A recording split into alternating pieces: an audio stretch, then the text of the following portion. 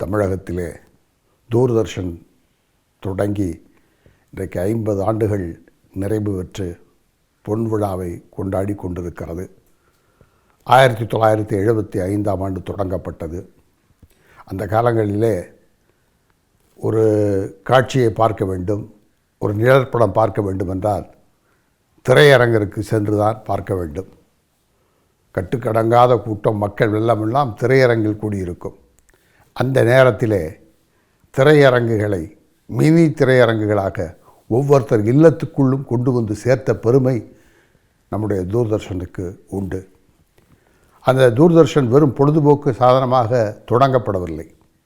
தூர்தர்ஷனில் கல்வி, இலக்கியம், அறிவு, விளையாட்டு, விவசாயம் என்று பல்வேறு முகங்களை தூர்தர்ஷன் மூலமாக பல்வேறு செய்திகளை நாம் அறிந்து கொண்டோம்.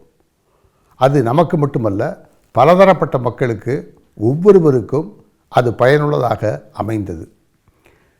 ஆக அது இன்றைக்கு விஞ்ஞான வளர்ச்சியிலே எத்தனையோ வளர்ச்சி பெற்றிருந்தாலும் இன்றைக்கும் தூர்தர்ஷன் ஒரு ஆலமரம் போல் நிலைத்து நிற்பதற்கு காரணம் அதனுடைய உழைப்பு, அதனுடைய தொண்டு. இன்றைக்கு எத்தனையோ டிவிக்கள் வந்திருந்தாலும் தூர்தர்ஷனுக்கென்று ஒரு கம்பீரம் இருக்கின்றது. அதன் வளர்ச்சி மேலோங்கி கொண்டே இருக்கும்.